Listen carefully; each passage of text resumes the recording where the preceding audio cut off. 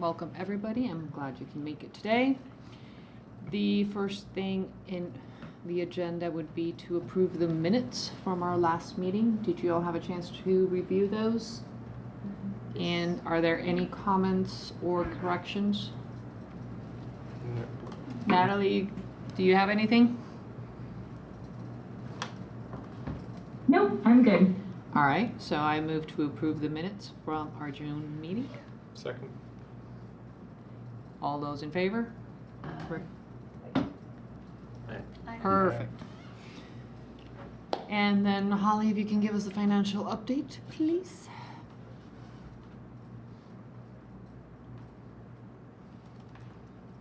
Okay.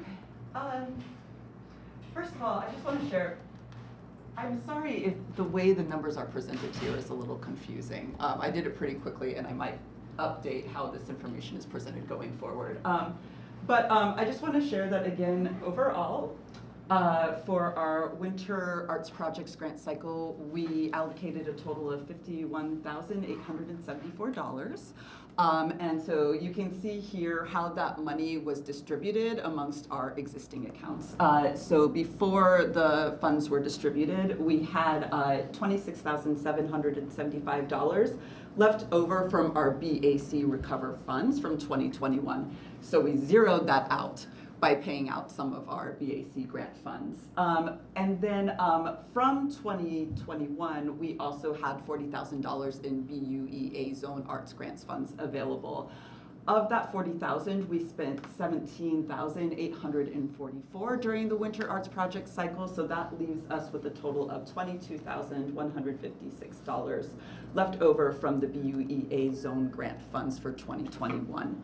And if you go down a little further, you'll see that we still have the total $40,000 of BUEA Zone Arts funds available still. So that makes up a lot of the money we still have to spend. Because so much of the funds from the Arts Project cycle came out of BAC versus BUEA Zone funds, we did dip into the 2022 BAC grant funds allotment. So we started with this year at $41,616. And after allocating all the funds for the BAC Arts cycle, the first one of the year, we are down to $34,361. So with the total money we have left from 22's BAC grant allotment, 21's BUA zone grant allotment, 22's BUA zone grant allotment, and our 2% increase, overall, we still have $97,349 to spend towards grants this year. That's in addition to the $3,461.65 we had to spend on operating expenses. Happy to answer any questions you have about that. I have. No, Yeah. You got your hand. You go. Raising my hand, I was trained well as a child. So the money that comes out of the BAC fund versus the BUEA fund, is that just sort of arbitrary? I mean, No. the grants we read in the committee both pull from. Correct. They both pull from that. The distinction is if the business that is asking for funds, or the individual, or the entity, or is in the zone, or if the audience that is going to be served is primarily in the zone, that's when we have permission to use BUEA zone funds Okay, but we don't for that. necessarily have to. Like We don't, no. If every grant applicant came from the zone, we'd still split them. Correct. Yeah.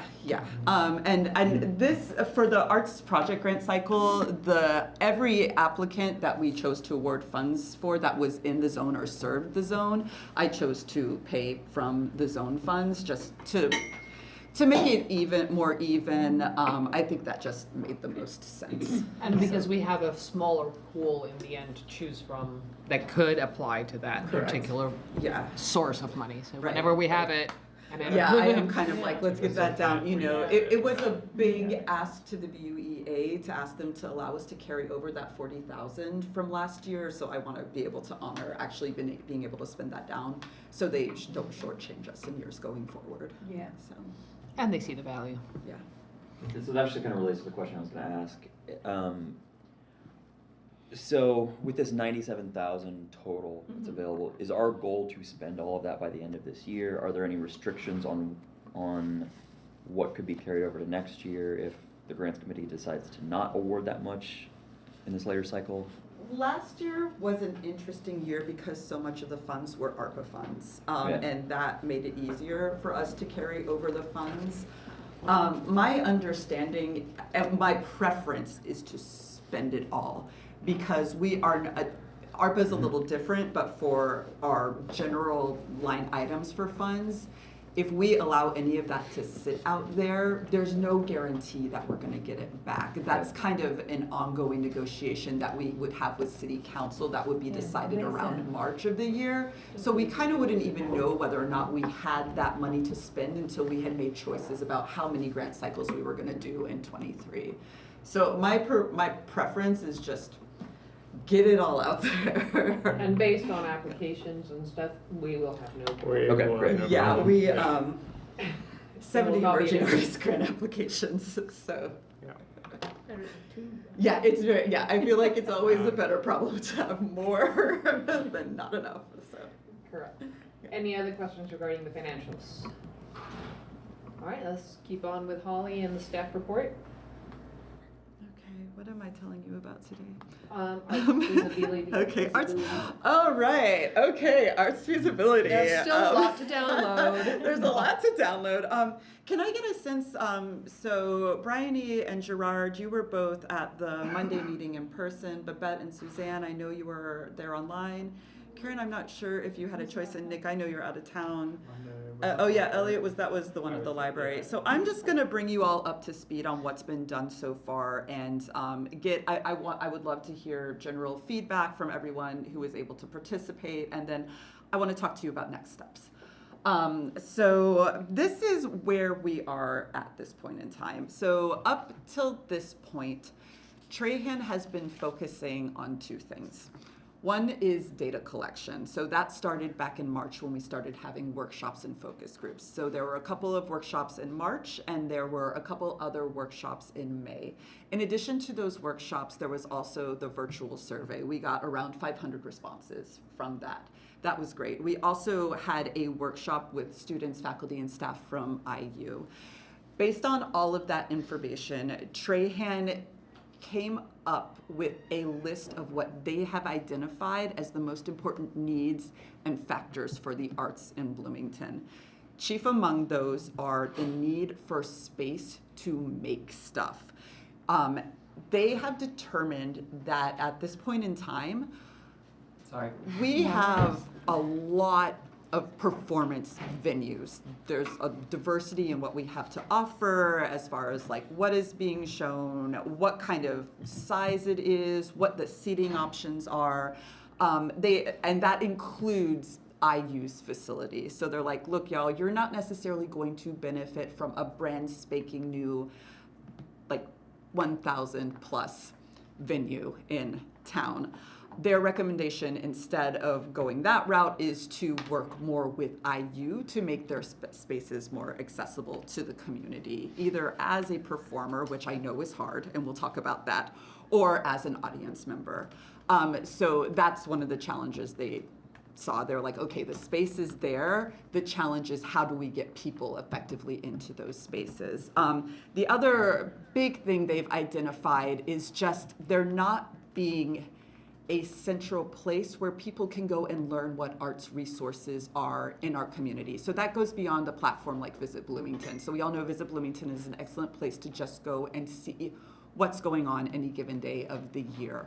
But what we're talking about here is, so one thing I experienced a lot during the spring was a lot of parents calling me and asking me what options were for their kids to take summer school classes, knowing that the Waldron is not offering that service anymore. And what we were also finding is as we were having these conversations and workshops is one person would raise their hand and say, I think there is a lack of resources for my student to do X, Y, and Z when it comes to the arts. And then someone on the other side of the room would raise their hand and say, actually, here are resources that are available. So what we found in some cases that resources are available, they're just not being communicated effectively to those who want to take advantage of it. So again, those are the three points that Trahan really honed in on when they thought about what are the needs of our community. So again, space to make stuff versus space to see stuff.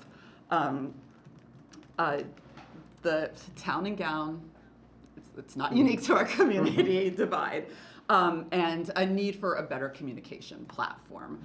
So that was the first part of what they've done in the study thus far. The second thing that they've focused on up to this point in time is making some facility-based proposals to meet those needs. They have proposed two things.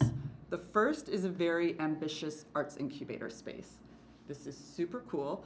It's very ambitious and it's kind of pie in the sky. I feel we have a little leverage to potentially make this happen in a facility that already exists, but it's in no way a guarantee.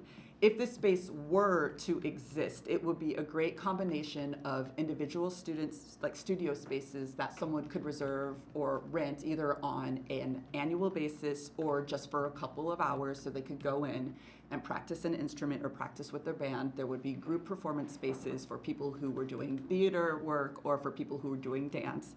There would be workshops including a space for a kiln, because again, the kiln left the Waldron when Ivy Tech left the facility. There would be space for a wood shop, there would be a gallery space, and there would be a black box theater.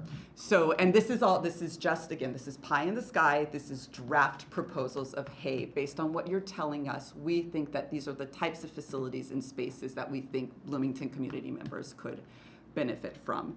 So again, this is the space they're proposing for people to actually do work in. And again, I think this is one thing that didn't necessarily come off clearly as part of their presentation. I think there was some confusion about the fact that this is not actually housed in one facility. That is their intention, to house this in one facility. And it serves about 400 people Correct. at any given time, right? Yes, yeah, it would have a maximum capacity about 400 people. So that's one area. And then they are also proposing a performance space and a new theoretical convention center. The reason why this is included in their proposal is because the Office of the Mayor made this request. They are very interested in, if we go forward with renovating or making a new convention center, there's an idea that what will set us apart and make people more want to come to our convention center as opposed to a convention center in Fort Wayne is a space that has performances. That way, when you're between meetings, you can experience some local art. So based on that, what Trahan has recommended is an open performance space as part of a new convention center, which they would not necessarily design. They are just proposing this as a space that would be downtown, that people who are coming into Bloomington would be able to experience the arts that we have. And the idea is then they would kind of use that as a springboard to be inspired to go out into the community and experience more of the artistic resources that we have. They've also proposed a gallery be in this space, both to show local art and also to sell it. So those are their two physical structures. So, and that is up to this point in time what they have proposed. And before I go on, I want to get feedback on that. So, and I would like Feedback to and get, questions. yeah, I would like to get feedback, questions, and my questions to kind of start the conversation is, what do you feel about those facilities? And what is not in what they're proposing? What is still missing beyond a facility? Do you want to hear from people that were in the meeting or people who weren't in the meeting Everybody. first? Yeah. I think you were a lot more coherent, and if I had gotten out of that hour and a half or 2 hours or whatever it was, what you just said in this short period of time, I would have felt a little bit more comfortable. Yeah. I was blown away by how. Anyhow, and what you didn't mention are art studios. They are in there. Oh, I'm sorry. Okay, so I'm sorry. This is like a very nebulous term. When we say making spaces, it means visual art spaces. So these are Thank you. spaces, I'm sorry, yeah. So Visual these are arts and spaces- music, yeah. and Right. a lot of it is flexible. I just keep hearing woodworking. Yeah, oh, sorry. Yeah. As opposed to. Yeah. And the idea is to make it extremely flexible so that supply and demand comes in eventually and you have more music-based little studios or more visual arts studios and you go adapting, or you need more dance space. So you can move some walls and create, you know, 3 dance spaces out of 12 studios, or adapting what those spaces are based on the community actual demand. Yeah. Right now, it's all very, you know, big picture. This is the general idea, because we're not paying them at this point to be very specific about how this building would actually be, because we don't even have a site or anything like that. We don't have approval to get to that level. What is the status of the convention center idea with the city? I mean, it was tabled. My understanding, without getting too much into the weeds, is that there is movement there. So we could start seeing this conversation moving forward within the next 6 months. I got a few quick hits. IU facilities, improving access, not gonna happen Yeah, unless it's the full force of the mayor's office, the city council, and everyone else getting in the room with the administration. The only way it's gonna happen is in smaller scale collaborations, you know, arts and humanities, Gerard's office, working with small groups. Yeah. But we're not touching the MAC, we're not touching the IU auditorium. We're barely touching museum, to be Yeah. frank, either, so. Yeah. Yeah, Holly, it hasn't happened in 70 years. Yeah. Yeah. But It just is not gonna happen. But it's not, I mean, the IU is a state-funded school, they have specific allocations for their facilities, their, you know. You can people, argue the tuition. point, and No, you're no, what I'm correct, you're saying absolutely is, what I'm saying is, correct. they're not gonna open it up because legally they don't have to. They don't have Yeah. to. Yeah. And why would they? So What's that risk? I think we all know that. My only point is that whenever this is eventually presented to the public, whatever report is presented to the public, we need to be mindful about the messaging around that, because everyone else who lives in this town, who's lived in this town for more than a couple of years, is going to say the same thing. So that just can't be like a headline bullet point. Right, yeah, no.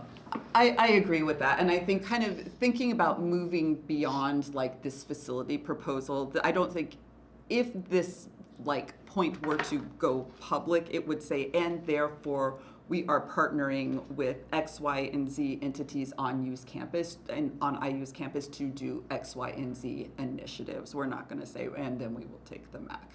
So, We will take yeah. them back. Oh, that's not a bad idea. Yeah. The other thing I was going to say is in the Arts Incubator, Makerspace, Studio Space, however you want to refer to it. I think the kiln, the woodworking, that's great. As far as media that maybe isn't addressed there, it'd be great to think about 3D modeling, Yeah. 3D printing, That is- digital yeah. art, animation. That is something that is also on the table, so, yes. They do that have a is- very long list. They have an Okay. incredibly long list, yeah. I'm kind of just thinking out loud, thinking about the spaces being interchangeable and movable. I think that a lot of artwork, if it's being made, is messy. So I can't see having painting going on and then having a dance group come in and, Right. so I mean, I think we'd have to really carefully design, maybe separate spaces Correct. for the performing arts and even so, even a kiln is probably not, shouldn't probably be in a place where everybody's breathing the fumes. The wood shop is Yeah. noisy. There are a lot of, I think, things we'd have to work around, but it could happen. Yeah, I think Yeah. that's a great point. Neil, were you gonna say Yeah, I something? was thinking about the IU thing that you were talking about.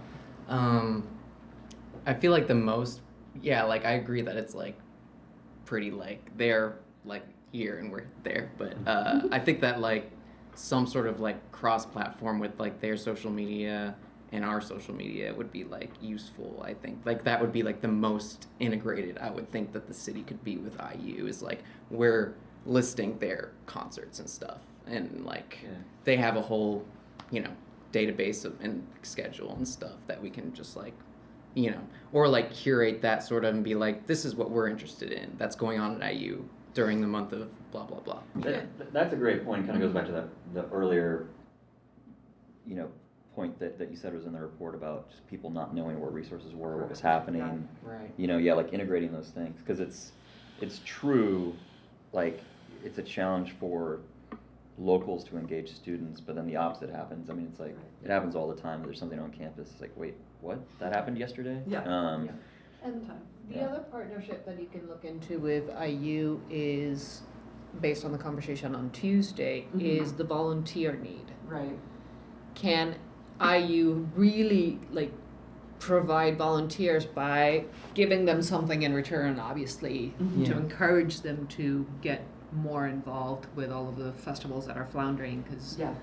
they're outgrowing their volunteer groups and there's not a new generation taking those hours in. To that end, I'm curious, Gerard, just like Yeah. with Grand Falloon, Mm-hmm. I mean, obviously you have some staff that are in key roles there, but your volunteers, are the bulk of those students?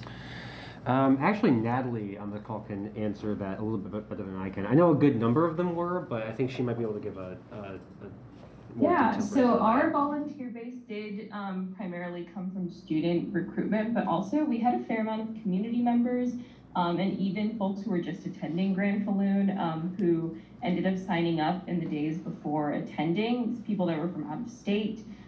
We had a lot of younger folks volunteering, and we did try to do a fair amount of recruiting from the high schools, the Bloomington high schools and things like that. So yeah, it was a mix of I'd say the bulk of them were students, whether that be college and high school, and then community, and then people from the outside. So that's kind of the breakdown there.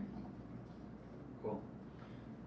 I mean, to the issue about volunteers, I know our First Thursdays festival is typically used by both campus and community groups as a space to get volunteers. Like I know last year 4th Street was there in the run-up to their September Fest, and recruited volunteers. Lotus does the same thing at our festivals. I know they're volunteer coordinators and involved with being at those festivals. So, I mean, that's just one space that I know of where that recruitment can take place and where there's a mass of students in person. Do you mean they have a booth set up, Mhm. volunteer here? Yep. And smaller organizations might not know about that at all. Yeah. Right. We've had volunteers with the Early Music Festival some have been very reliable and some have been very unreliable. We've attempted to coordinate with SPIA, for example, with also this isn't volunteer, but with the practicums, and we've just stopped doing that because the students have been so irresponsible that we're just That's not the first time I've heard that. Yeah, So, yeah, it's been very Yeah. frustrating. Yeah. People will sign up and never show up, or, so that, I think getting that motivation, and that's something that they're required to do, so it's just a mystery to me. Right, yeah. Why that doesn't happen.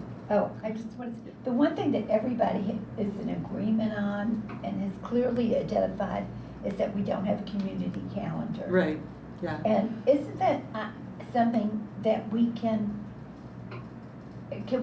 we, as our commission, figure out how much it's gonna cost, who would do it, and how we can get it done?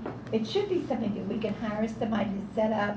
The IAC one, the Indianapolis one, is very good, and maybe we could just use that, find out who does it, and mimic it, and it can't be that expensive. So, And yeah. budget funds for it and just do it.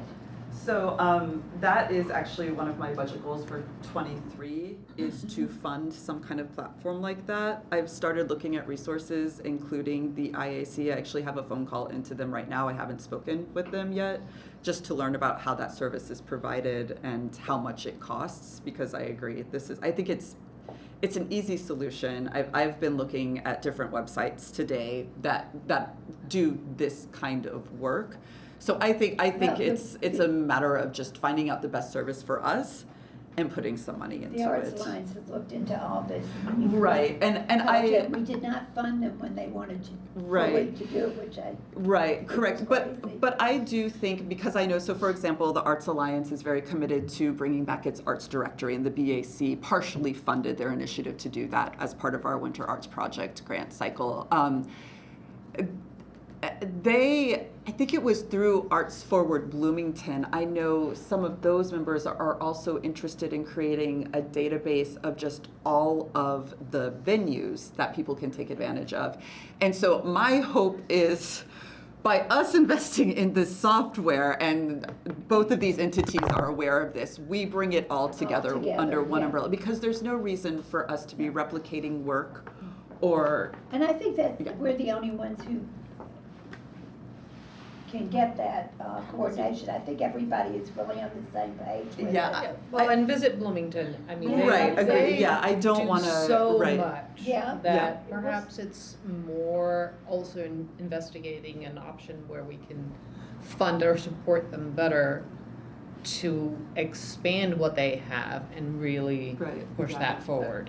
For what it's worth, I agree. I actually think any efforts outside of what Visit Bloomington is already doing, there's a lot of wasted, redundant energy there. right. Like, I think that, like, it's not sufficient, but it's the best version of what there is. Right. I think it's better to build on that foundation that's functional, because it's not that we couldn't do it, but I am having flashbacks to a few years ago, to bead meetings that would turn into nothing but people complaining to Sean about why their event wasn't in the newsletter, and they swore they emailed it and whatever else. And maybe that's a platform thing, maybe that's a resources thing, but whatever we're going to set up, there needs to be some process for people to submit information that gives them confirmation it was received. There's also a vetting process. It's not a public message board, or else, you're going to have it's not even about the quality of the content. It's you need some community guidelines. You know what I'm talking about, right? So it's like, friendly. yeah. Well, Or tagged as 18 plus. For example, Bloom Magazine has some kind, I don't know what the platform is or anything technically, but every time I was working with an organization, wanted something in, I submitted it through whatever their thing is, Portal and is. then someone had to read it to post it. Yeah. But it didn't seem to be complicated. What is Visit Bloomington's position in all this? Are would we be replacing them? Like you're saying, should we coordinate with them and help them build? Because we want to just put them out of business. No, No, I think their main audience or goal is to bring people to Bloomington. But a lot of people in Bloomington look at their calendar, Yes. right? Yes. Even though we're not coming into the city and booking a hotel, which is where their revenue comes from. But I do think that, again, going back to that other conversation on Tuesday of really trying to strengthen what we have, Right, and those yeah. groups that have been working really hard over the last decade or however long, how can we really bring them forward instead of trying to replace them Right. with something else? And they do have some things that are more appropriate to residents here too. Yeah. So I mean, I don't think it's totally outside of what they do. No, because they know that locals are also looking at Mhm. it, but they are maxed out and they don't have the resources to really kind of expand that and take in everything that comes in through their door. So I think I would talk to Erin about what she would need in order to get to that point. Yeah. And it might be cheaper than And then maybe part of what our role is then helping to guide folks in the arts community to that. Yeah. And Yes. if we have resources that we're already prepared to utilize, whether time or budget, maybe there's a way to partner with them. Yeah, and So- every grant needs to post their event there and, things like that, or their season or whatever it is that they're doing. Yeah, and I think to Nia's point, it should also be collaborated with IU pretty closely. And also if there's also a way to there's both the calendar, but easy ways to share those things on social media so that Right, those things yeah. can spread there as well. Just it hurt me so much where that guy was saying that he couldn't find any cultural events going on in Bloomington. It's just like, as like someone who like programmed a whole like Yeah. like Korea remixed event, I was like, How many people are there for that? I was just like, it was so kind of like, I don't know, I bit my tongue, but it hurt. I know from attempts to coordinate with the Jacobs School Last calendar, this that's spring. kind of a, No, I know the whoever festival. I happens to meant have like that job right now, whether it feels like it or Which doesn't. is one of it. Okay. So it's very like granular and personality based Okay. or workload based. Mm-hmm. So that's like, you have to turn yourself into a pretzel sometimes to. And it's an arts calendar, the same as a community calendar. I mean, it's included, but you know, Yeah, but you can start to categorize things, and Exactly, if, yeah. if, well, if they're if they're you're- set up that way to do it. or yeah, not. and Right. that would be what Visit Bloomington needs This- to do to take it to the next level. You put It's, filters in, Yeah. music events. it's Yeah, not very exactly. hard to Gallery add Yeah. those filters. Yeah. Yeah, I think there are models out there that we could base that on, but I think. That's what I think the yeah. IAC one has a lot of filters in it, so you Yeah. can filter through music art, that's all. Like the Visit Bloomington site. Yeah, they have some of They that. have 15 events listed between Wednesday and Friday of this week, right? Like there's a decent amount there. Yeah. Mhm. One thing that this meeting really crystallized for me, that for whatever reason I just like hadn't been thinking of it in these terms, was like sort of like, yeah, kind of like the spaces where people can make, and then like also, or needs for people who make and needs for people who just like want to experience things. Right, yeah. And I think kind of going on with this like communication and calendar, like that's great for people who want to like engage and see things, but we've also been talking here about resources for artists as well. And so I think in conjunction with this calendar should also be like a resources page. Absolutely, Yeah. yeah. I That's think very it's- important. Yeah, Yeah. 'Cause it's- Conditions should be on there. Yeah, for yeah. Sure, yeah. yeah, again, I want this to be, in my ideal vision is somebody says, I am X sort of artist, I am Mhm. looking to sell my wares, I am Mhm. looking to get involved in this or involved Right. in this, and there's some way to do a search or a filter Mhm, yeah. that gives a good list Yeah. of everything that's Yeah, available. that'd be awesome. So- Saturday there's a cat video fest. Oh, Good yeah. channel. Oh, yeah, we're very sad that we're gonna miss it. A what? Cat Video Fest. Oh, cat video. Yeah. Yeah, Sounds amazing. it is pretty good. We did it one year. So I had a question unrelated to calendar stuff. I don't know if we are still on that. So you mentioned an open performance space in the convention center and a potential black box theater that was attached to the Incubator, Correct. Makerspace, Studio Space. What's the difference between those, and Great. why both? I think there's some question about why a black box space at the incubation space. Is that a necessity? Are we really providing more of a resource? Because their proposal for the size is like 100 people, right? So if in some ways it's kind of replicating. Does that mean? But it's also Right. fully equipped for Audience? recording. Correct, yeah, yeah. So a little dance troupe, things like that could do Yeah. something there. So. Where the convention center, it's more like a lobby-based amphitheater, so that people are milling around. There's a bar on the end, and you can have little performances in between meetings, in between events that are happening in the convention center, or you can create a flexible event there. I dislike So it's- both of those. For Those what are- it's worth. Tell me more. Why? Go ahead. There's, I don't know, going to conventions, things like that, there's nothing I loathe more than like just like in the lobby performance. Mhm. It's, So do the performers, man. I don't know. People just walk by. Yeah, I Okay. actually don't know who likes it. I'm on your page. And so, and I don't know, like I feel like if the black box theater concept attached to the makerspace, if it's not really meant as a performance space, if it is more like a versatile space to rehearse or record Or have small performances. Yeah, I think mean- it's meant to be for both, Yeah. or all. And I think you do have smaller groups who will have 100 people or less. I just feel like those It's just spaces like- already exist. Mhm. Correct. I feel like the void in this town is the 250 to 600. I'd Which- say Okay. 150 it's 150, because like we're at, with the festival, we're at capacity when we have 150 people. Yeah. We can't find a space bigger than that, but not so big that we can't afford it. Yeah. That's how that keeps coming up. Okay, Yeah. yeah. So So I- maybe it's not a black box that you have there, you have all of your maker spaces, and then you have an actual larger 300 venue. seat. I think it could be a large black box. What's wrong with the bus, Kirk? It's too expensive. $2,500 a night. That's like 2/3 of our entire venue budget. It is so expensive. And then you get Far Gallery charges you $75 an hour.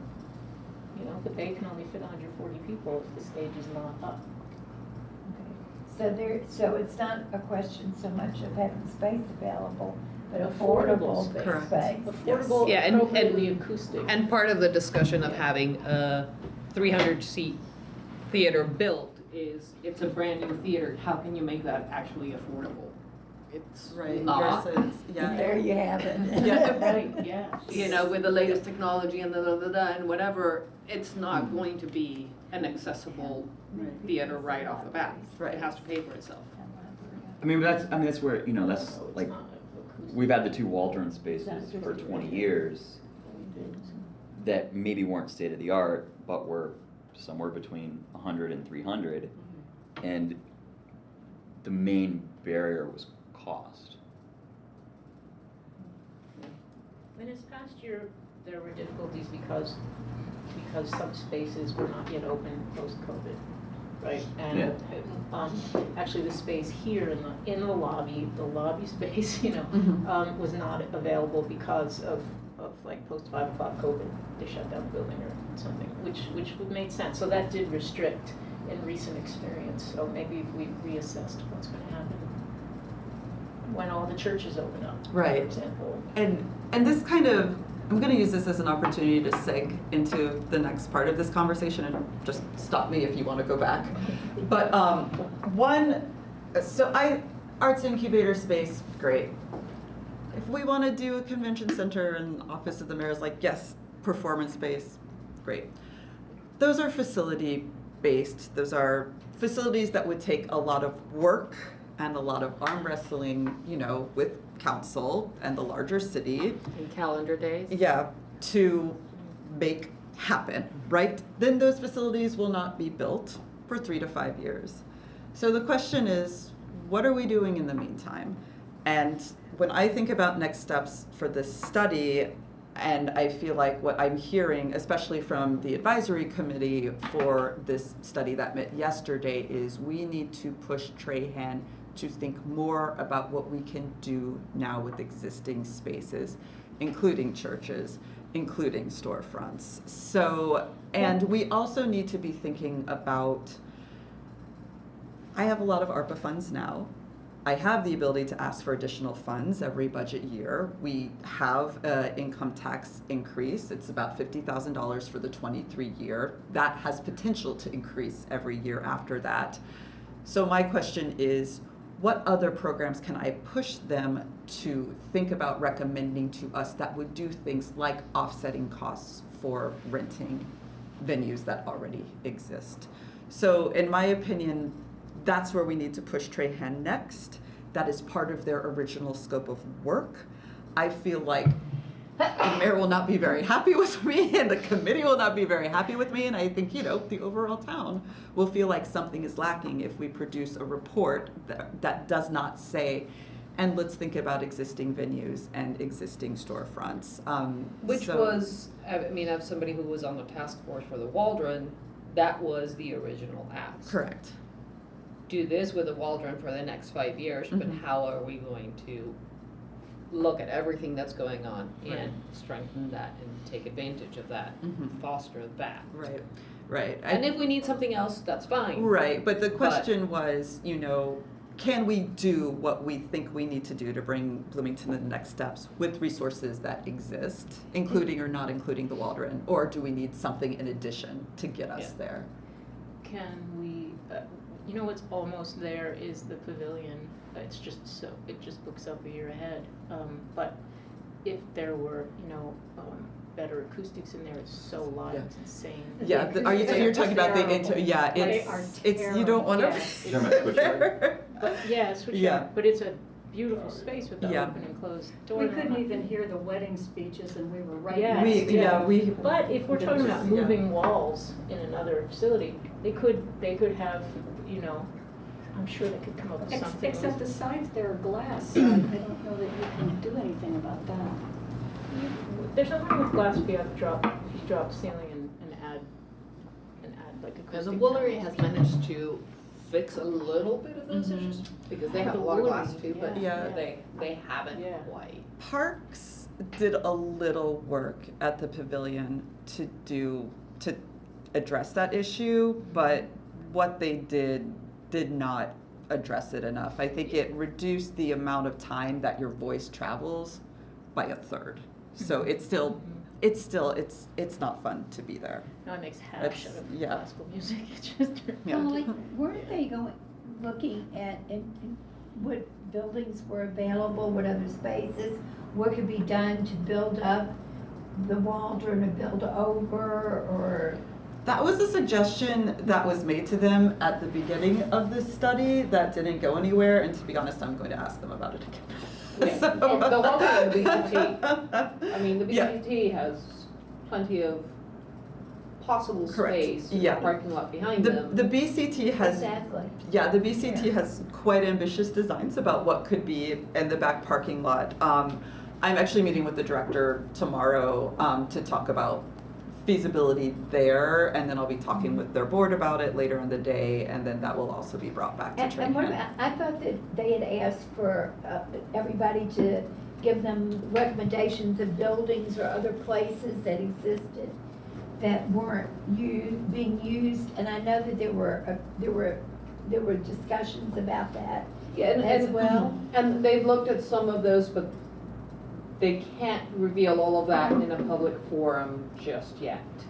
And that's part of we didn't see that on Monday. Did they reveal to you? Because you could say there's a little bit of an embargo on that. You don't have to tell me, Because the people behind those buildings might not know that this is happening, or Yeah. that they're Yeah, being yeah, looked yeah. at. So Yeah. I can give you the reassurance that there are some identified sites, Yeah. but not to be spoken of Yeah, I in a think- public but forum. they are paying attention to that. Oh, in other words. yeah, That's absolutely. That's my question. Yeah. There's so many vacant buildings on the east side. Correct, yeah, So yeah. much there that. Yeah, and yeah, we're looking, so one of the asks made by the city was to look at areas in town for a space like this that have been traditionally or historically underserved when it comes to the arts. So at kind of the advice of city, we have been looking primarily on the west side in the near west neighborhoods, including Maple Heights and Crestmont, and also in the Hopewell district. So we've identified several different sites that could potentially house those spaces in each of those areas, and it's You talking just, about new spaces or existing? they're existing spaces. Yeah. And so we just, there's a lot of leverage around, is this space owned by a private entity? You know, what would that take? You know, is this city owned? What is the city's design on this space? How much leverage do we have, and how much investment and desire do we have by our friends upstairs in the mayor's office to successfully wrangle for a place? Seems like there should be a lot of medical spaces that may be Mhm. available right now, Yeah. to name a few. I like the idea of Hopewell, that's the hospital, right? Correct. Hopewell, because I feel like there's so much that's Western centric in this town, and people on the east side don't feel welcome. Right. You know, a lot of older people don't feel welcome Mhm. in the Beeline area, et cetera. You know, we had a lot of people who didn't know where Far Gallery was, because like, that's not where I'm supposed Right. to go, you know, not because it was scary, but because they're not hit. Right, yeah. And that's tiring to hear. you Yeah. know. But I feel like the old hospital space is neutral ground. IU Health has some extra money that maybe we could get them to get a tax write-off and donate a building for an art. All right, I just want to point out that we're 48 minutes into our meeting. Yeah, We're sorry. still on item. Thank you, yeah. We're still in the staff Yeah. report, so we're pushing it Okay, a little bit. yeah. Any, like, parting words on the topic from anybody on this? All right. Thank you, and the discussion continues. The other staff report thing I want to share is we did successfully give management of the Waldron over to Constellation Stage and Screen on July 1st. Yay. So it is in their hands. I trust them. I think they're going to do great things. The great thing about this contract is, although it is a 5-year contract, we have every year we will come back to the table and say, what is working, what is not working. This is how we're going to make changes going forward. Right now, the facility is closed because they are doing a series of renovations. Their hope is that it will reopen in October for their first performance of the season. And at that point, they'll also start to open their calendar to community members. Correct. Yes. Hopefully I mean, before then, but I don't want to you can- speak too much for them because I am as- separate and now. my understanding Yeah. is that you can approach them even before then Mhm. to start to figure out. some Yeah, of the anybody dates is and welcome things to like reach that. out to them now. But it is a priority of them Mhm. to make those spaces available, not just for their 3. Correct, and that's written into the contract. Yes. So, Is it still? Are they still doing the art shows on the first floor? Or are they? Yes. Okay. Cool. So because we all know Cardinals or Constellation are experts when it comes to theater, and knowing what renovations are needed in those spaces. I think where a less amount of expertise lies is in how to run a gallery space. And therefore, we are forming a visual arts committee that will guide them on creating an annual calendar, on selecting artists, and also just help them understand what it takes to publicize and correctly hang a show. As part of their contract, they have to hire a part-time gallery manager. And again, from my perspective, this is one reason why it is so essential that we continue to come back to the conversation I after saw each that job year. posting Yeah. already.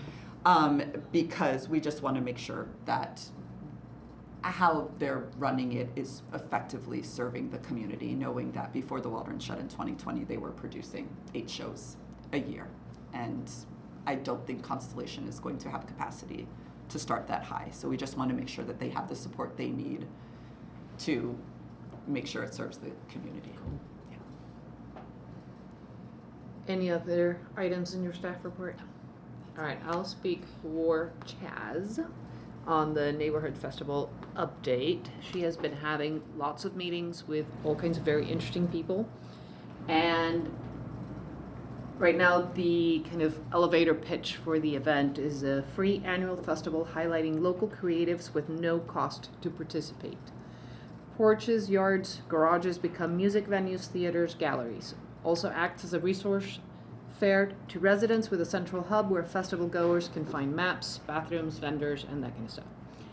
So the idea is to start with the first year with 2 pilot neighborhoods that have been identified by the BUEA, by Don Griffin, by Chaz. Like, I know that there's been a lot of conversations. So on October 2nd, it would be the fall event with Broadview neighborhood. Needs better city engagement and has lots of artists. The hub can be the adult learning center parking lot park in the middle of the neighborhood. It's close to Switchard Park and Beeline, so it's also culturally diverse. And in the spring, on April 30th, in the near West Side, Prospect Hill neighborhoods, where there's better engagement with students in the spring, as we can engage during the school year. Great sidewalks and close to downtown.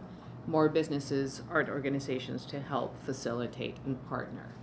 And from there, there's also,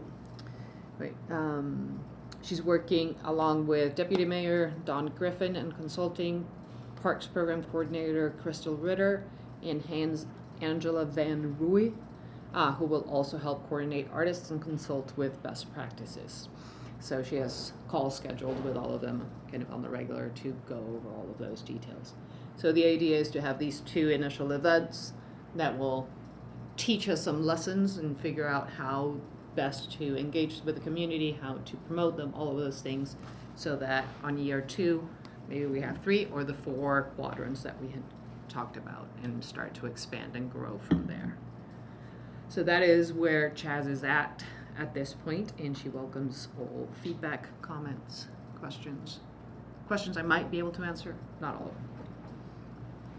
So I guess we Broadview's terrific. Hmm? Terrific to hear Broadview. could get some dates set. That's Yeah, cool.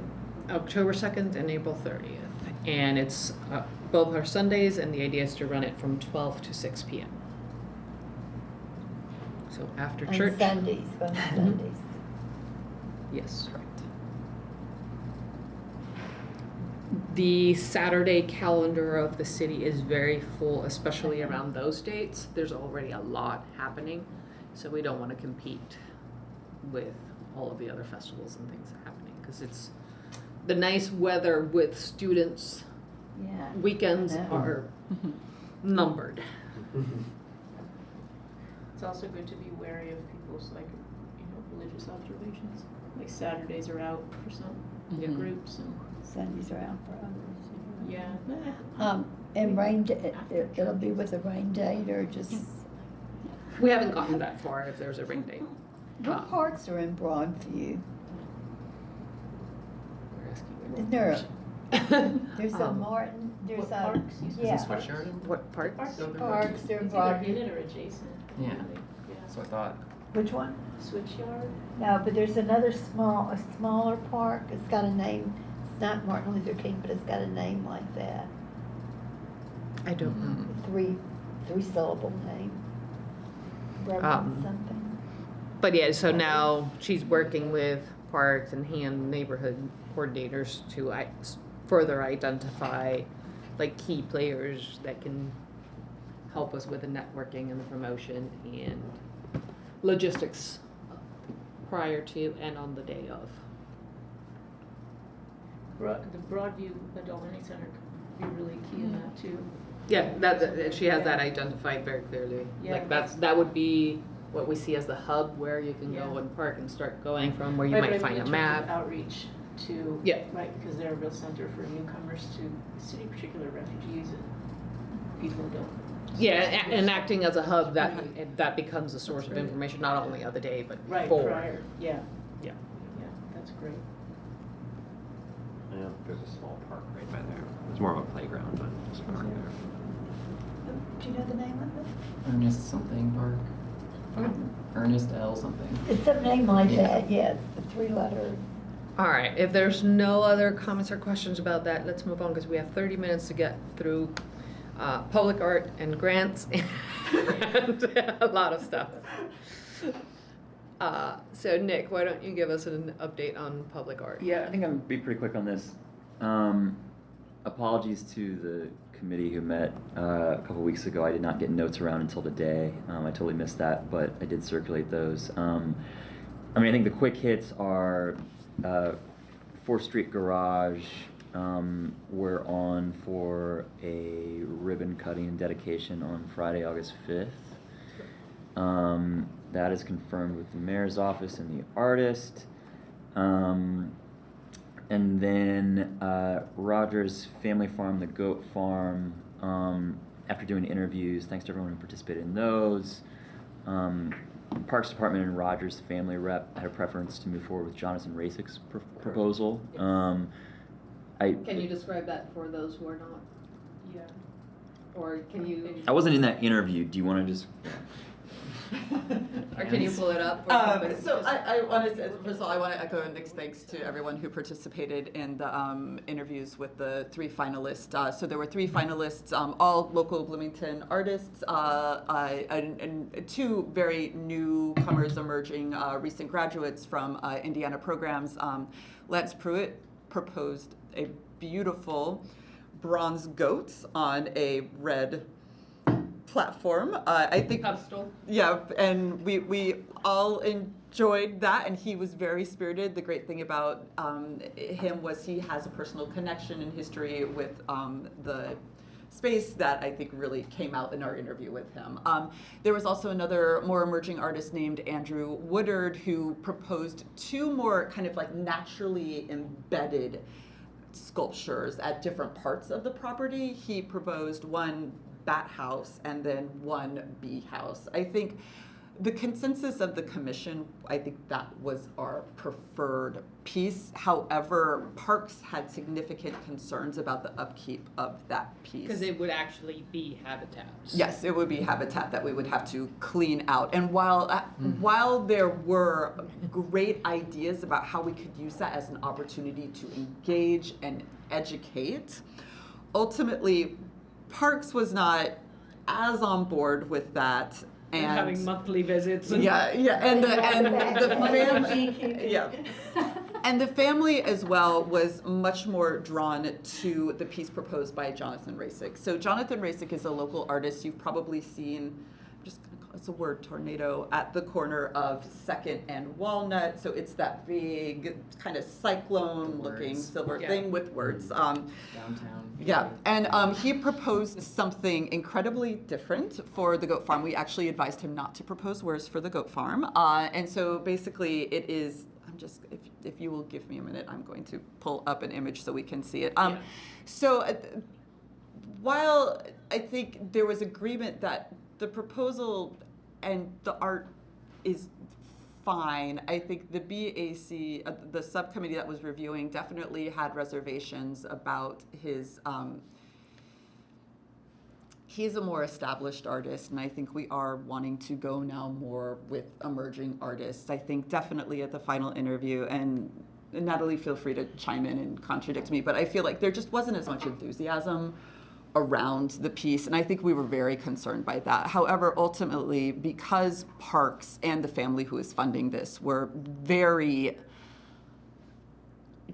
excited about this piece, that is the piece that they ultimately chose to go to. And I think while it is not the BAC's first choice, seeing the Rogers family react to this piece and get excited about how it's going to look on this piece of land without any knowledge about public art, or this is their first endeavor to do a public art piece. That is what I am taking away as why this is a good choice. So that's where we have left this conversation. I don't know if you can all So- see it.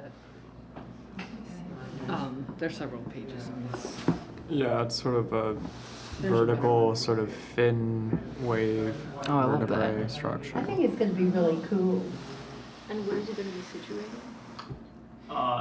In front of It's the going to kind be in barn front of the structure. barn. From the barn? Correct. Yeah.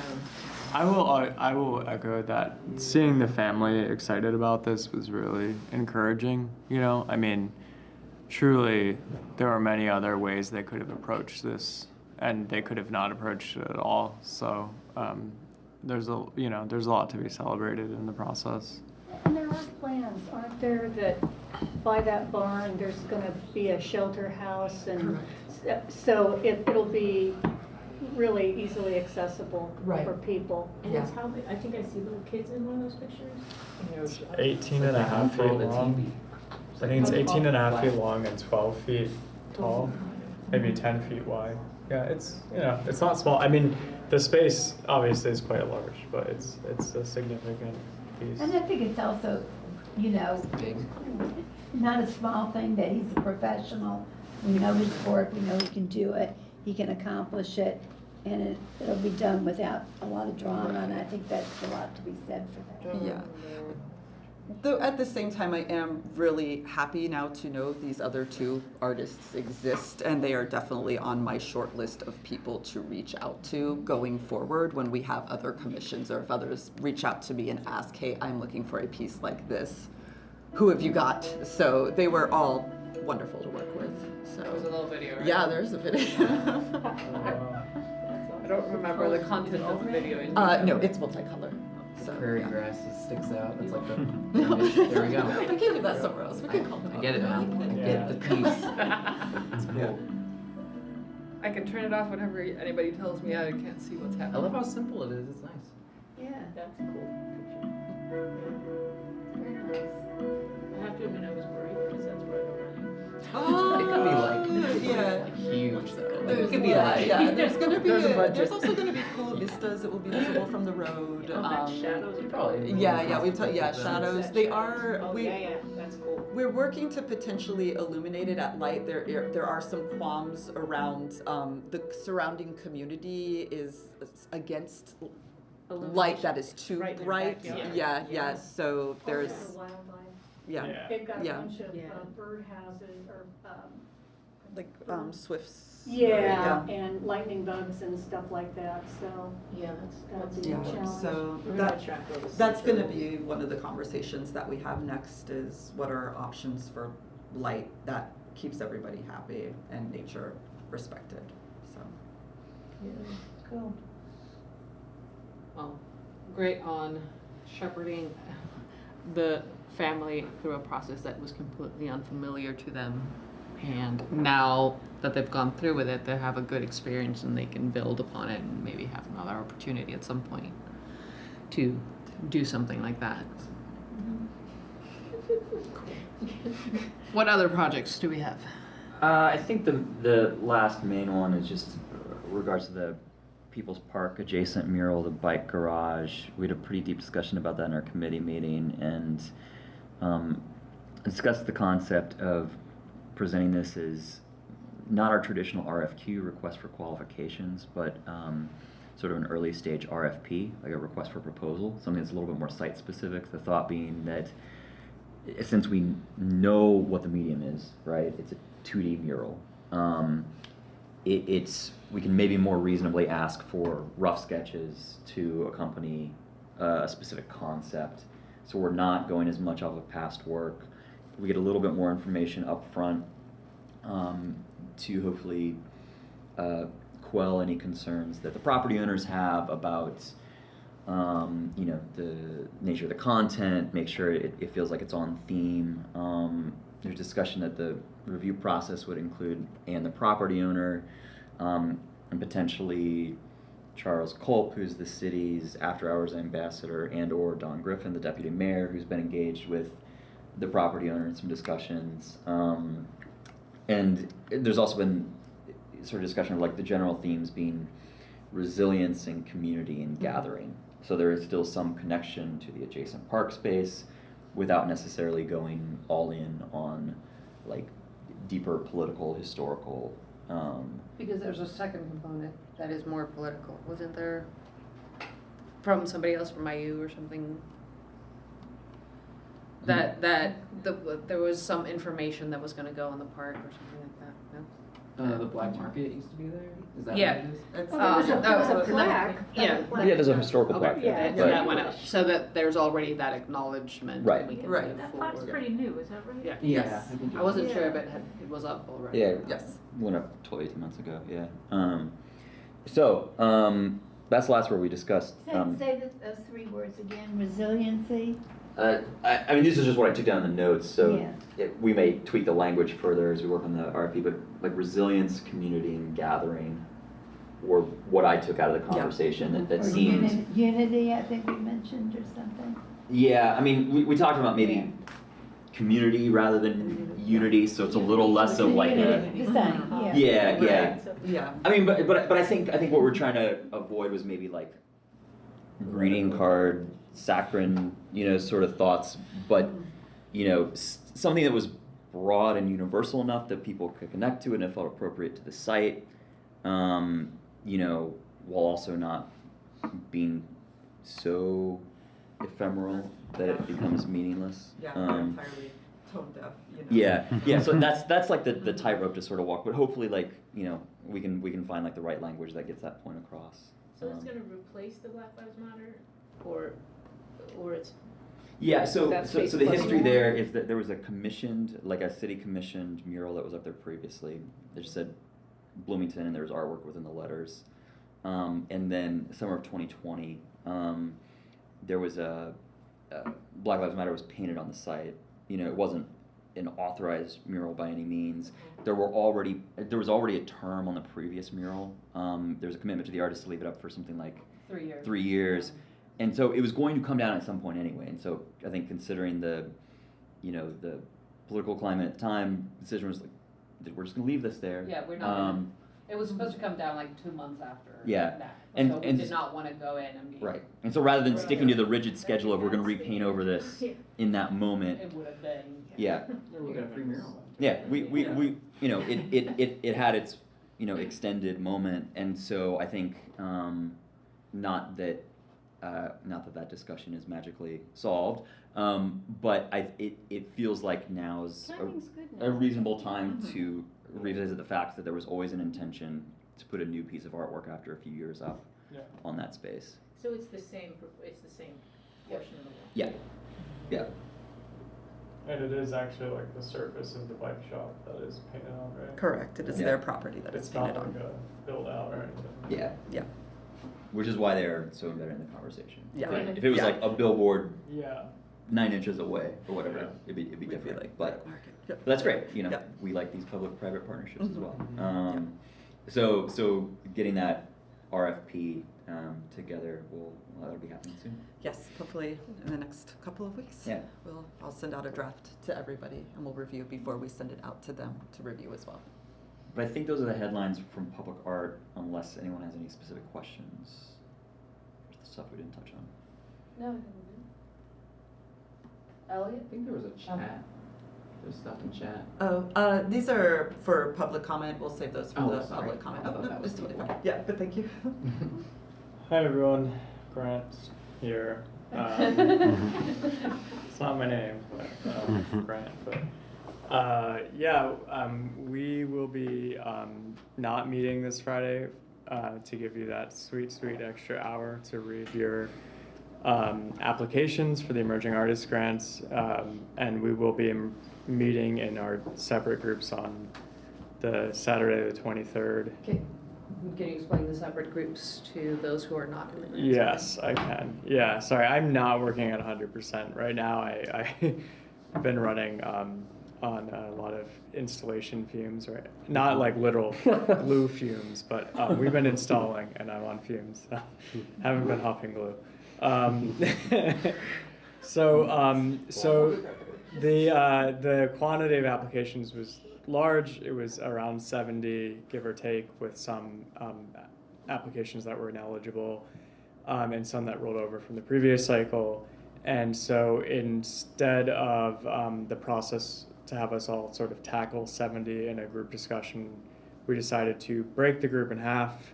That way you can read more grants, like 30, 35 grants, and be somewhat versed in all of the applicants in this subpool, and you'll evaluate that subpool. So we thought that this would help enrich the conversation, but also kind of speed along the process since the quantity is high. And the rubric, which I will reshare in a non-draft form now, is quite more straightforward than the other rubric. I drafted it, and I would love your feedback after this round on how to improve this rubric. This is really just my thinking about how to streamline it. It's really 1 through 5 on quality of work, 1 through 5 on your kind of assessment of their potential and commitment to the artistic practice and their professionalization of it. It still remains to a certain extent subjective, but hopefully at least it's more simple and or simpler. And from that, just a reminder, your scores will reflect to a certain extent the amount of the award. You're welcome to sort of write in more specifically, like, I think this amount should be awarded in the notes section. But do consider how your scores reflect our award decisions, because I know that feels a little mysterious, and I admit we are like kind of in the background trying to. Yes, what's up, Evan? Yeah, Elliot, here, I was thinking about this, especially in relationship to when we did the other things, when we were Yeah. talking about the dollar amount. We're not reading all 40 of them, in essence, or we're not writing all 40 of them. I'm just writing my section. You are so so because of the huge quantity of 70, you will be reading about half. So let's say 35. Right, yeah. And But I'm just to not note, the writing applications 30. are shorter than the Much project shorter. applications. No budget, no additional. But am I writing, that's what I was confused about. Number one, am I writing all 35 Yes. of them? Yeah. Not just about, oh, I am, okay. You are, So I'm yeah. only speaking about the ones that are assigned to me. Yeah, so you will be Got it. rating the entire group A or group B. Got it. And then you are nominated as sort of first speaker for a handful Got of it. them. That way you're still, like we had before with first and second reader, we're just doing a first one this time.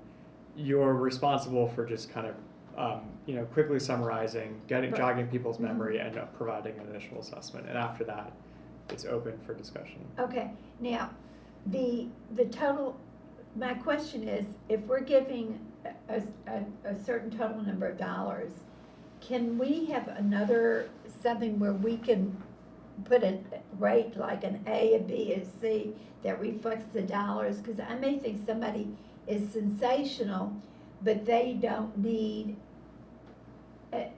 for whatever reasons it could be, I think the other person maybe should have amount of money. So if we say we're gonna give grants for a dollar amount, there are 3 grant sums we're gonna give. I'm just throwing this out arbitrarily. So we're gonna give grants of 500, 700, 900, or 5, 6, and 7. So I can then rate all of those 35, like I think this group deserves to be in the 5 category, this group deserves a 7, this is a 9, and then afterwards you're gonna go ahead and put it all together. But maybe it would be a little bit more, end up a little bit more equitable at the end, or we're saying something, because Are applicants still requesting a specific amount, even though budget's not attached? Yes. They are. So then, would the score just reflect the extent of their request that you want to it fund? could. Right, so like a 5 is 100%. So a 5, you're gonna 50%. rate a Yeah. 5. So- If you feel you feel that person is worthy of getting a grant, they're requesting 5, you're gonna give it a 5 rating. If you think somebody's requesting 1,000 and we're not giving grants of 1,000, and we think that person only needs a 5, you'll give it a 5, or you think they need a 7, you give it a 7. I'm just, again, these arbitrary numbers. So our maximum amount for each grant Yeah. here is 2,000. So I would urge you to, in your notes or in the column next to it, There's a note column. say, okay, this person is asking for 1,500. I gave it a score of 5 or 1, and you give me the number that you think would be the ideal. Okay, And then with Elliot, we're gonna look at all those numbers and find that average that you're all agreeing on. So if we get numbers for each one, it will just make it easier so we for should us. give a number to each one, and Yeah. that's what will be different from what we did before. Yeah, so as long as it's taking into account that the maximum amount is 2,000 and your score and what they're asking for, Okay, that's, you figure, like, if it was entirely Got it, just up yeah. to you, what would you give them? I think that makes sense, because I think we didn't do that before. No, that's And- something that we're Right, trying to and I think introduce now. Yeah, I think it's a good idea, great. And so we take those averages and then make that And then you do it proposal. when you're looking at the whole. And if there's a pie. big discrepancy, we'll bring it to the table and say, hey, 2 people Well- said $100, 2 people said $1,000. So let's talk Well, about what that's that why amount should be. you're gonna do it and looking at it, the whole Yeah. thing within a big picture. Exactly. Yeah. Yeah. Okay. And the challenge is, of course, we've changed quite a lot of variables at once. So hopefully we'll ride this out and see how it works. Again, welcome all your feedback. Appreciate all of your patience with this process as we roll out a rather unprecedented grant cycle. And I am available for, if you want to call me, write me, whatever, to talk about any questions you have. I have a little bit of downtime between this install and my next session, so about 2 weeks. So. I think it would be helpful to get that rubric out Yeah. again, and just add that column for everybody, Mm-hmm. that it's Yeah. independent of the notes. Yep. Independent of the notes. Okay. So that Registered. it's easier to not forget about adding Yeah. that little thing. I will do that. And then it will also be easier for us to just copy, paste, and average out. Mm-hmm. Okay. And we're not concerned in our role of Instead of- what the total, Oh. there's 1,000 here amount Don't is. Like, don't worry they have about to do the that. big number of like 50,000, 'cause you 40,000. can't give everyone $2,000, but that's not necessarily my problem. It's not your You guys problem. will it's do not. Yeah. And we might, and that's where we might come back and say, you know what, with the average is we're spending $120,000. We cannot do that. So here's Yeah. where we go from your averages and what the Yeah. consensus Right, I is wonder if- to the reality. Yeah. That's where I wonder Split if it the off. next Split point the difference. makes sense that our score is kind of our ranking, except Yeah. that there's a ton of people who get like 4 and 5 or 5 and 5. So Yeah. Yeah, You know what I and mean? so the score helps us at some point say up to here is where we're funding. yeah. Well, yeah. also, and when you're reading them, you're reading 30, so all of a sudden you start out with this ranking and as you I don't do read- it that way. I read them all through, take And notes then on you my go own, back. and then redo it. I mean, they're so short. Yeah. Yeah, and then, I'll be 2/3 of the way, and I'm like, wow, this one's amazing. I don't have to redo everything. I was really impressed with what I've read so far. Right? Yeah. That's It's a good problem to have, but Yeah, there's a I lot mean, of good it stuff. was- Yeah. My time with you is done. I mean, this. We're just very over time, and I want to be cognizant of that. And assuming that there's not much more to discuss in the grant fund. And again, I'm happy to take something like one-on-one or like a small group. Yeah. I can keep this brief, and we can come Okay. back to this at a future Yeah. meeting. I just want to make sure, at the end of our last conversation, there was we started talking about the differences between the BAC, where our funds come from, versus the BUEA, where their funds come from, how we operate in relationship to the Indiana Arts Council or Arts Commission, and how BEAD functions in all of this. So I'm going to try to do a really quick sum, but again, I don't want to spend too much time on this because I think this is, we don't have time, and we can return to it. But again, so the BAC, it is our mission to act as advocates and liaison for arts activities in the city. We want to make them better. Currently, the two ways we do that most significantly is by allocating grants and facilitating the city's 1% for the arts program. Our funding comes from one line item from the mayor's office that gives us X amount of dollars to spend towards grants. So that's around $40,000 at this point in time on an annual basis. We also get some funds to do promotion. That's currently about $2,000 a year. And then, of course, we are the ones who have that 1% from every public art project, or I'm sorry, every public city undertaking that we then choose how to spend on an arts initiative in that space. So that's how we are funded. The BUEA is a different type of entity. So although they are overseen by the city, their funds do not come directly from the city.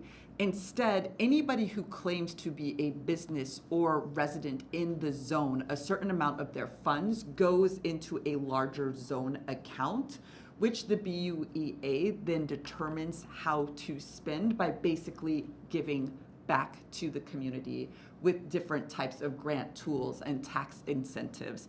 That's where our funds to do the art zone grants projects each year. But again, those funds are not allocated by the city. And then within all of that, we have the BEAD. So that's the Bloomington Entertainment and Arts District. That runs roughly between Indiana Avenue to the west, Maple Avenue to the east, 9th Avenue to the north, and 1st Avenue to the south. So any business there is considered to be amongst the BEAD. And the mission of the BEAD is really just to support the thriving of arts and food and cultural businesses in that area. There is a strategic plan for the BEAD, and it includes some really cool stuff like an artist residency program and creating initiatives to encourage these businesses to collaborate more together to help each other promote their work. For example, maybe the Comedy Attic could partner with a fast food place, so hey, get a discount on your restaurant if you go to the Comedy Attic. So these are initiatives that have been suggested as part of the strategic plan that just have not really come to fruition. I think a lot of the reasoning for that is because of COVID. Yeah, A new that strategic plan yeah, was created correct. right before Yeah. COVID. Yeah, and so we are due for another strategic plan for BEAD. I just want to, What I don't want to do is do separate work for the strategic plan for BEAD while we're also doing all of this other work for the feasibility study with Trahan. So instead, what I want to do is wait for Trahan to deliver their final report and use that to inform how we choose to go forward with the BEAD. I think you have a 2 or 3 year extension on the BEAD strategic plan just because it hasn't been able to be implemented correctly as intended for 2 years. Yeah, correct. And so that means basically what the BEAD has been leveraged for up to this point is it's a marketing tool. There's a website where you can go and you can learn about where you can go within the district to eat, to see art, things like that. There's also links to the BAC, links to the Indiana Arts Council and things like that. There are Bryony's beautiful banners and a couple of t-shirts. So again, all the work that has been done there most recently is just to get the word out about, hey, this district exists.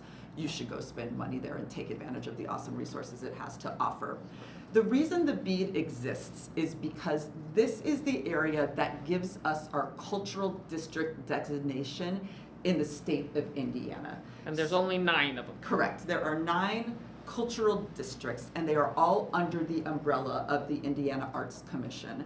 And so what this means is we have special access to funds to do specific things within the BEAD district. The funds are limited. So currently we are eligible for a $4,000 arts project grant for this. So in 21 we received a $4,000 arts project grant to do a storefront initiative, which I'm finally starting to undertake. My hair is grayer because of it, but we're gonna make it happen. And then for the 22 grant cycle, we're going to do some work on the first greenway and putting some street art on it as part of the initiative for this.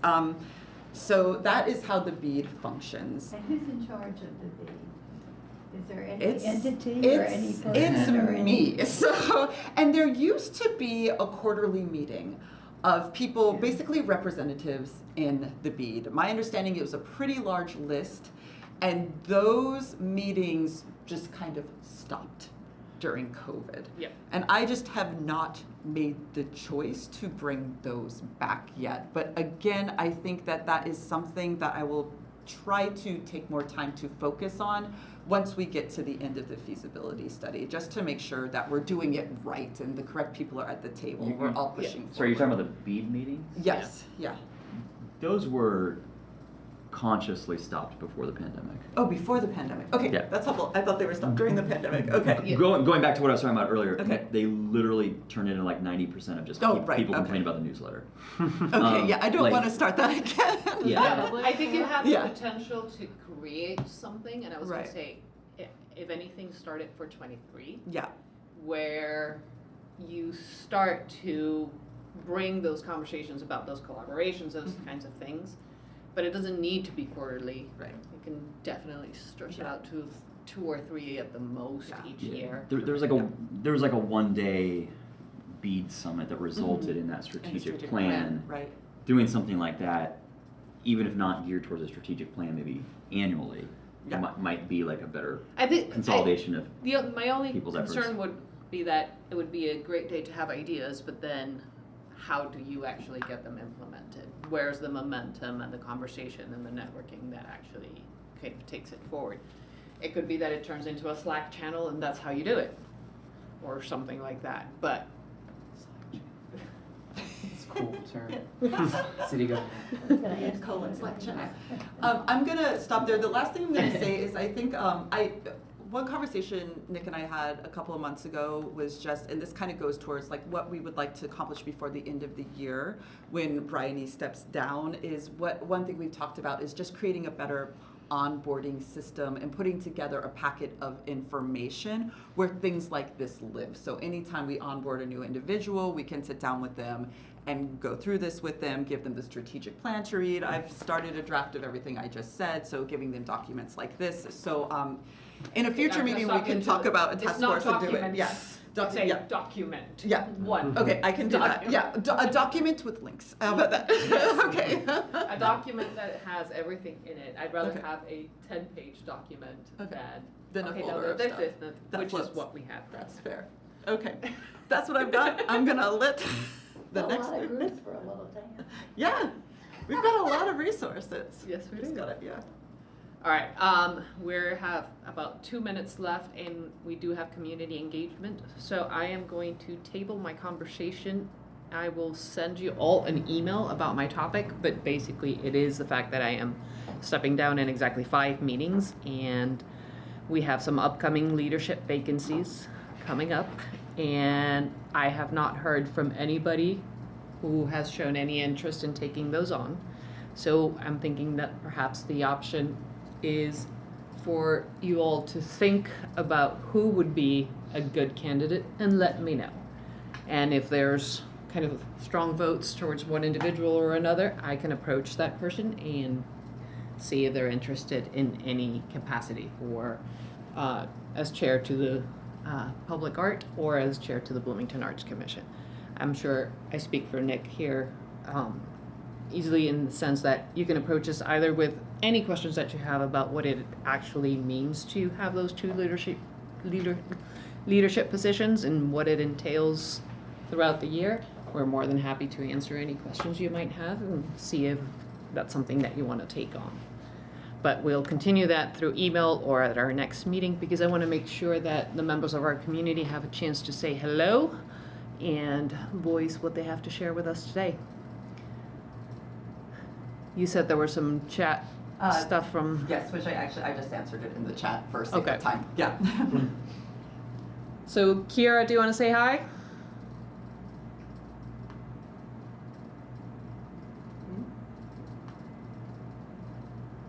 There we go. Hello, can you guys hear me? Yes, we can.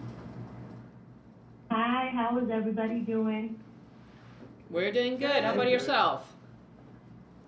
Good. I put my questions in there early so I didn't have to remember them and come back. So some of them are from earlier comments made or suggestions made. So I just wanted to know a little bit more about those topics, and that's it. Great. And Kira, I just put my answers to those in the chat. The only one I have a question about is you were asking about a mural regarding who was commissioned to do it. Are you asking about the original People's Park mural? Yeah, the People's Park. Are you guys talking about the wall that's on People's Park?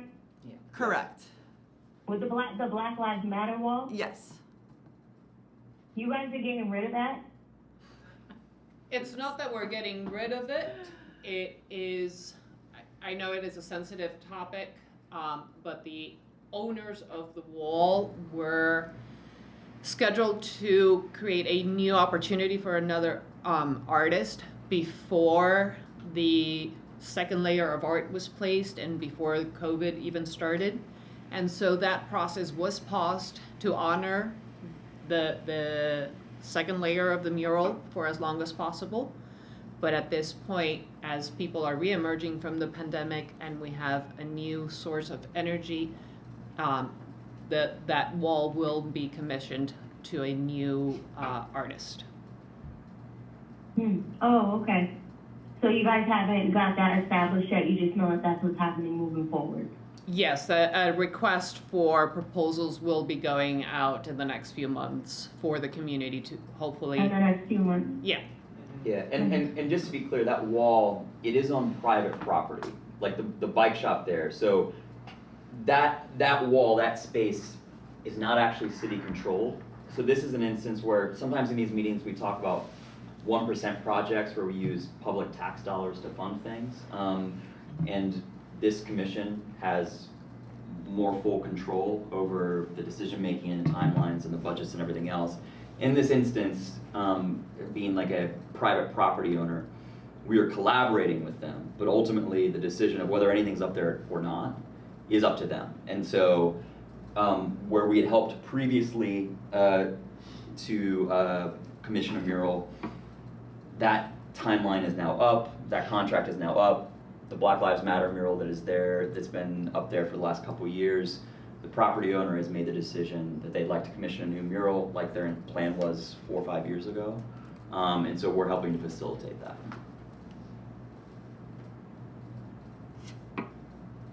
Okay, so is the artist, when you guys do decide who's going to do the mural, is that just going to be a private selection or is that going to be like public?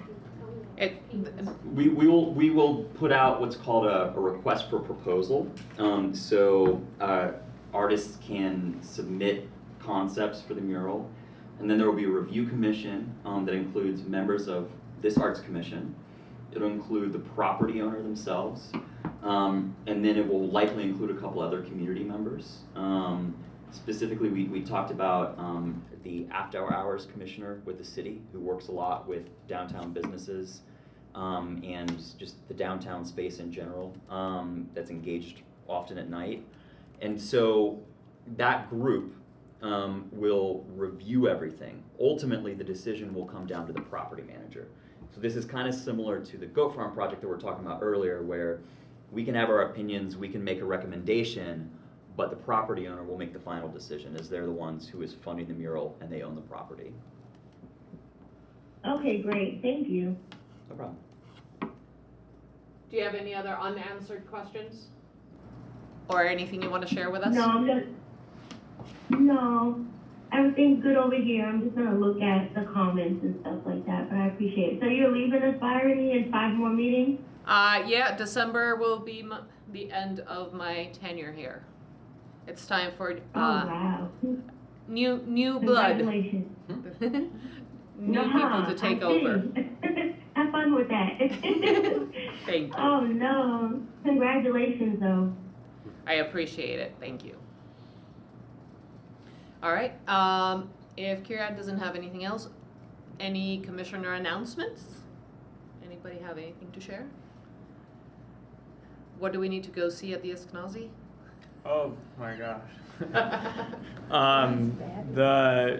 Tomorrow morning we will open the doors to an exhibition called Positive Fragmentation. It is 21 women artists and women identifying artists who work in various forms of collage or figurative fragmentation. It's a really great, very packed but very high quality show. So I encourage you to see it. I will be happy to tour you through it in a couple weeks when I'm less tired. I'll take you up on that one. Yeah, please do. Yeah. How long does the exhibit run? That one will be up through the end of the semester, so through December. And then I'm opening another collection show in October that will be up through May. So lots of contemporary art at the museum this fall and this year. Right. I'm starting to put together the lineups for the September, October, and November 1st Thursdays, which take place around the Showalter Fountain on IU's campus, which is, the Eskenazi is open late those evenings, so a great time to stop by the festival, also see the exhibit, and then just like enjoy the merriment and activities of that festival. So if you know any, I'm like looking for more, community artists, community groups that like can participate in the festival. I have a pretty good sense of the campus scene and a decent sense of the community scene, but always looking for community groups and community artists who are interested in being a part of the festival. Anybody else? I'm going to chime in real quick. The Girls Rock Bloomington final showcase is Saturday, July 23rd in Maxwell Hall at 6 p.m. Yeah, that'll be really fun. Our campers we have, I think, 5 bands this year who will be performing their original songs. It's going to be really exciting. My kid is in one of them. Oh, For the record, excited. I saw that sign up. It's going to be a great time. A community We're excited to group. be back after after a little hiatus with COVID. So. A community group in an IU space. Let the record There you show. go. Boundaries being broken. There's also some great groups at the Food Truck Fridays. Yeah. Those are All right, well, let's go ahead and adjourn this meeting, and we will see you at your individual meetings for public art or for grants. Well, yes. Canceled. Well, this one, but then, let's acknowledge the fact that grants reviewers are going to meet Yes. before the showcase for approximately 4 to 5 hours yes. each group, so it'll be 10 hours of review. It will be a long morning, Another way to celebrate. and then we will go to the showcase. I'll just say real quick, because I just clocked this, I might have to email folks about the public art meeting, as I personally have a conflict at that time on the 5th, so I might see if people are flexible. Otherwise, you can talk without me. All right, That's all. well, that's adjourned, and we'll see you all next month. Thanks.